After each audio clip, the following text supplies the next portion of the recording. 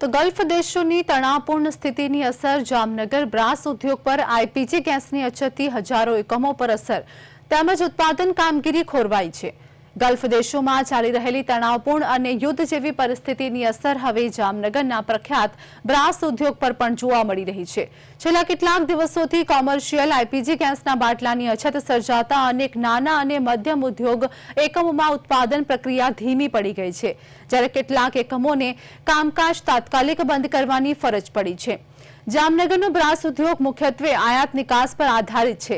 હાલ વૈશ્વિક પરિસ્થિતિ અને ગેસ પુરવઠામાં આવેલી ખલેલના કારણે ઉદ્યોગોમાં મંદી જેવી સ્થિતિ સર્જાઈ છે।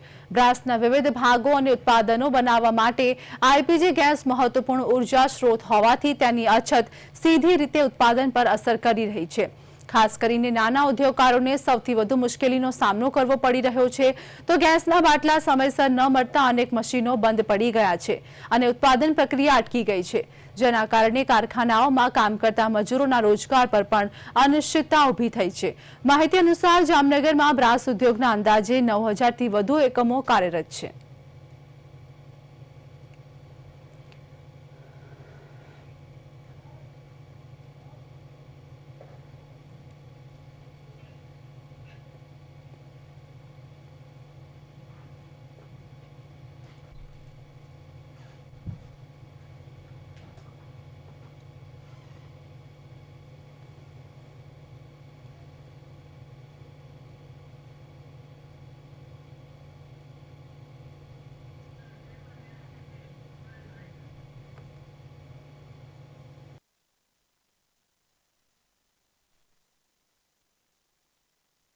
मैं 8 वाग्याना आवेला 8 वाग्याना આવ્યા પછી હજી બાટલો નહીં મળ્યો। હવે તે મળશે। બહુ ભીડ હતી તી, બહુ ગર્દી હતી તી।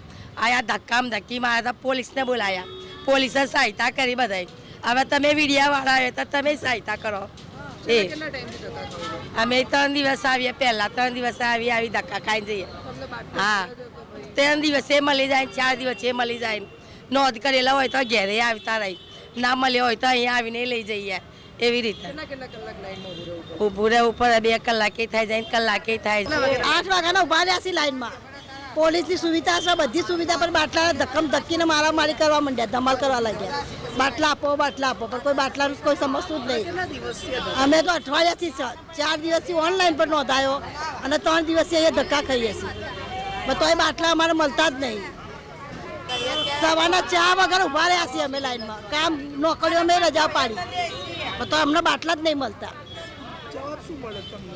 લાઈનમાં ઉભા રહો એટલે બાટલા આપીશું, ઓટીપી આપો, મોબાઈલમાં નોંધીએ, મોબાઈલ આપીએ છીએ તો મોબાઈલમાં ના પાશે, ચોપડી માંગે છે તો ચોપડી લાયા, મોબાઈલ લાયા તો કરવાનું શું હવે અમારે?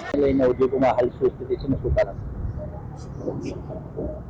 ઇઝરાયલ ઈરાન અમેરિકાના યુદ્ધની મોટું કારણ છે।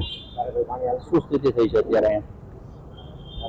અત્યારે તો છેલ્લી સ્થિતિ માલ બધાને મળી ગયેલા, તે પછી કંપનીએ ઇન્ડસ્ટ્રીયલમાં બ્રેક માર્યું એટલે એની અસર ધીરે ધીરે વર્તાવાની ચાલુ થઈ છે। તો ડેલી કેટલું સપ્લાય કરો છો ને હાલ શું સપ્લાય થાય? 100-150 બાટલાની મારી ડેલી સપ્લાય હતી, એ 2-4 દિવસ લગીનમાં હમણાં 1-2-4 Jignesh Lavti, secretary, GIDC plot and shed holders એસોસિએશનમાં પણ જે રિસન્ટલી અમેરિકા, ઇઝરાયલ અને ઈરાનનું જે યુદ્ધ ચાલી રહ્યું છે એની કારણે જે સપ્લાય ચેઇન ડિસ્ટર્બ થઈ છે, એ મેજરલી જે ગેસની સપ્લાય ચેઇન થઈ છે ને એની કારણે આપણા ઉદ્યોગમાં ઘણી બધી ઇફેક્ટ આવે છે। કોમર્શિયલ સિલિન્ડર્સ બંધ થઈ ગયા છે, તો આપણે અહીંયા એક આખો તબક્કો જે છે ને ફોર્જિનમાં જે ગેસના સિલિન્ડર્સ યુઝ કરે છે, પછી ઘણી બધી હીટિંગ પ્રોસેસમાં ગેસના સિલિન્ડર। હાલ આપણે બધા જાણીએ છીએ કે ઈરાન ઇઝરાયલ યુદ્ધ વચ્ચે ગલ્ફ કન્ટ્રીમાંથી શિપ આવતી બંધ થઈ ચૂકી છે, જેના કારણે ઇન્ડિયામાં ગેસની અછત સર્જાઈ છે। આ ગેસની અછતના કારણે જામનગરમાં કોમર્શિયલ બાટલા મળતા બંધ થઈ ચૂક્યા છે। છેલ્લા 3-4 દિવસથી બાટલા સંપૂર્ણપણે બંધ થઈ ચૂક્યા છે, જેના કારણે કારખાનાઓ બંધ કરવા પડ્યા છે, કારીગરને રજાઓ આપવી પડી છે।